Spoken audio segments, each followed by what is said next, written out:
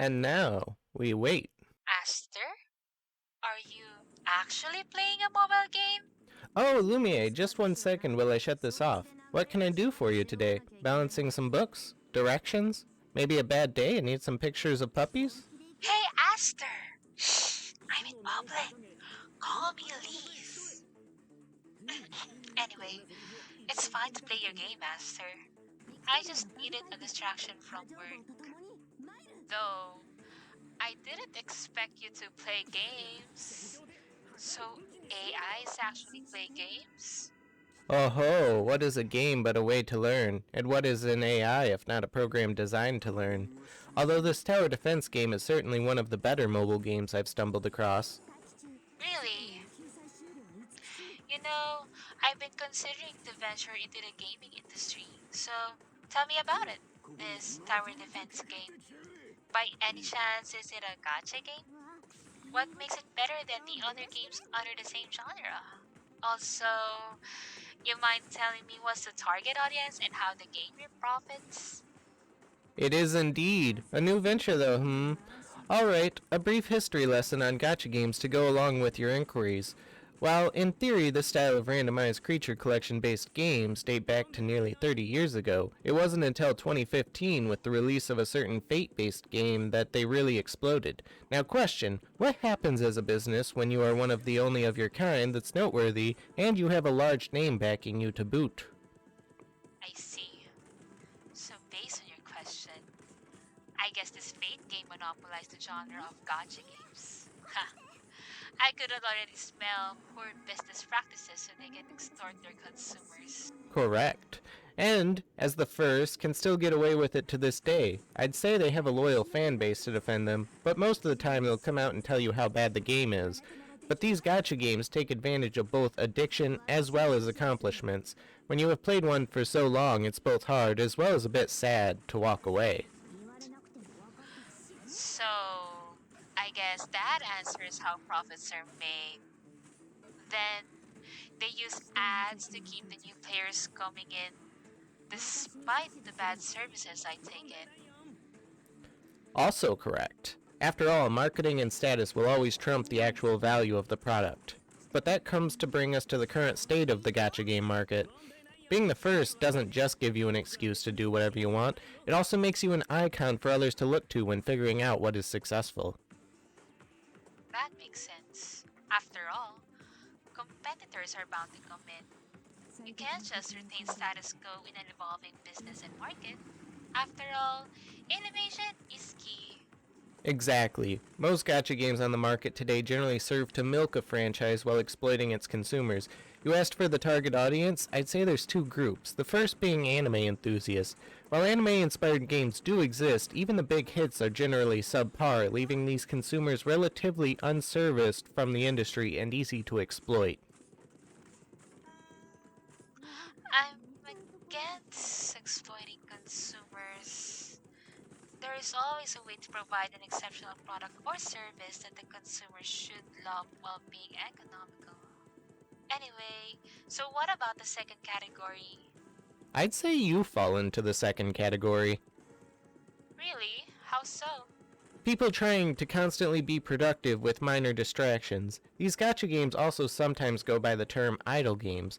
Many of them allow you to just set the game on auto and let it play itself with minor interactions. Some even allow you to increase the speed of the game up to 4 times the standard amount, or even skip battles altogether. Well, that doesn't sound very fun.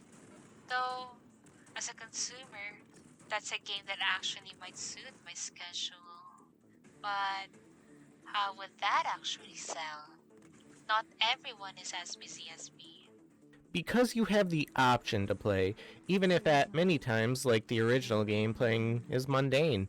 Because of that, placing the game on auto allows you to reap the accomplishments of playing while doing something else entirely.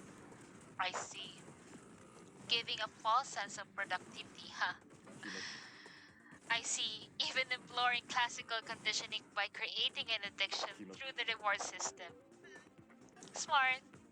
I see you've almost pieced it all together. The more you play, the more diminishing the returns are on your time invested. For some, this is fine, but for others, this is where currency comes in. You are allowed to buy currency in-game, which can be used for a plethora of things, be it playing more, purchasing cosmetics, rolling more in the gachas, and so on. To help with the transition from being a free player to a paid one, games generally offer double currency on your first purchase as well as packs and monthly deals. That makes sense. They make it enticing to the free-to-play players to actually spend money in game. But if most of the players are like that, it makes me concerned about the longevity of the game. That's where the largest spenders come in, also known as whales. Some spend so much in-game that they could have bought a new sports car with their spendings. What? So there are actually players who spend that much in a game? Well, since you're already playing a game, what's its name again? Arknights, right? How does that game differ then? Right. Now, as you may have guessed by considering your own venture into the market, many of these practices are simply a necessity. The question isn't how to abolish them, but how to alter them to rely more on substance and less on addiction.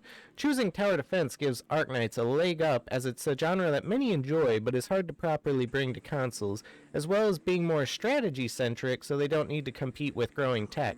By having a truly engaging gameplay system, while auto remains necessary in this type of setting where content will always be in short supply, they not only require you to complete the stage first, but if your run relies on RNG or requires perfect timing, the AI that is simply mimicking the run you just did has the possibility of failing. Well, better review and tweak your auto runs though to ensure it works properly. Not only that, maybe you can try to make the gameplay both addicting and engaging perhaps. With that, you don't need to worry about the free player base dropping off once the rewards begin to diminish. I'll have to admit, it was a bit of an info overload. But that was rather informative. Thank you, Aster. If only we had Rhode Island's help in what's to come.